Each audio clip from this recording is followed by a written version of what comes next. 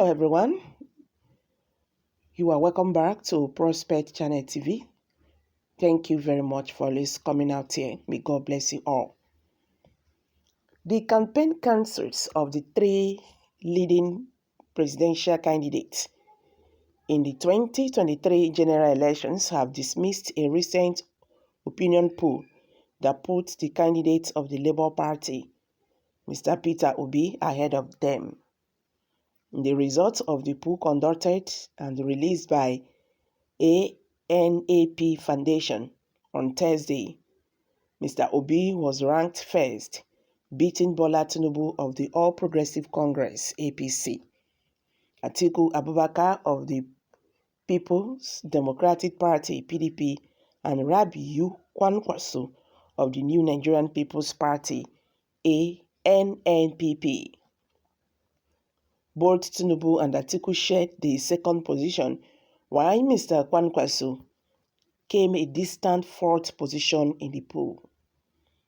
In the percentage rating, the Labour Party candidate got 21%, while the APC and PDP candidates garnered only 13%, each from the poll said to have been conducted across the 6 geopolitical zones in the country. The researchers did not disclose the methodology and the number of people that participated in the poll. Speaking on Politics Today, a program on Channels Television on Thursday, the spokespersons of the campaign councils of the NNPP, PDP, and APC took turns to tear the outcome of the poll, saying it is laughable. Adunmunmi Jubiri, the spokesperson of the NNPP Presidential Campaign Council, said the program gave credence to the poll, which should have been ignored. Against the projection of the poll that Mr. Kwankwaso, a former two-term governor of Kano State, lost the North, Mr. Jubiri said his principal has the region on lockdown and will garner the rest of the needed votes from the other parts of the country to win the February presidential election. Let me say this.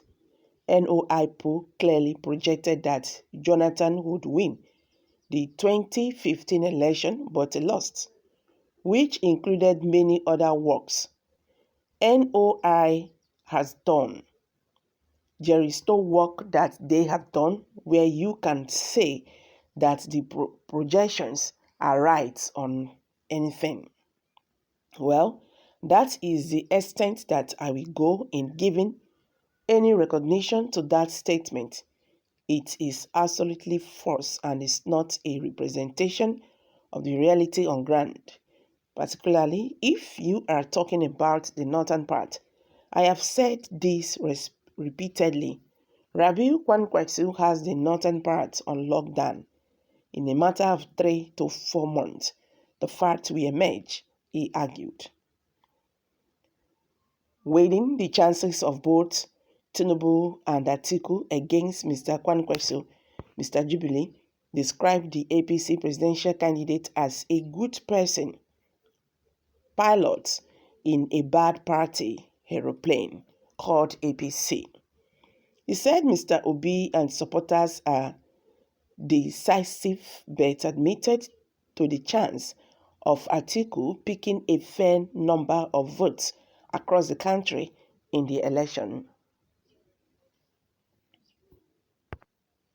In his reaction, the PDP campaign spokesperson, Daniel Bowala, said Mr. Peter Obi is basking in the social media hallucination. He dismissed the result of the poll and vowed to throw a party if the Labour Party candidate is able to win just 3 states in the southeast, widely considered to be a stronghold. Mr. Bowala dismissed the poll on the ground that it failed to provide size of participants, methodology, and the margin of error, which are basis in conducting a poll.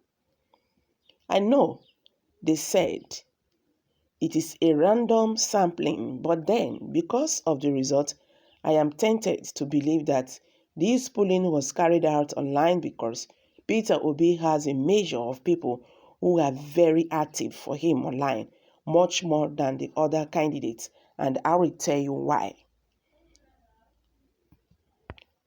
Data analysis that was carried out that came up with the finding that 57.5% of people who follow Peter Obi and engage for him on social media do not live in Nigeria. In fact, the majority of whom are robots on Twitter, they are not real human beings. If you take away 57.5% of the people who are active for him, who probably live in abroad and they don't have voters card, they are likely not to come to vote. Then what it means is that Peter is basking in the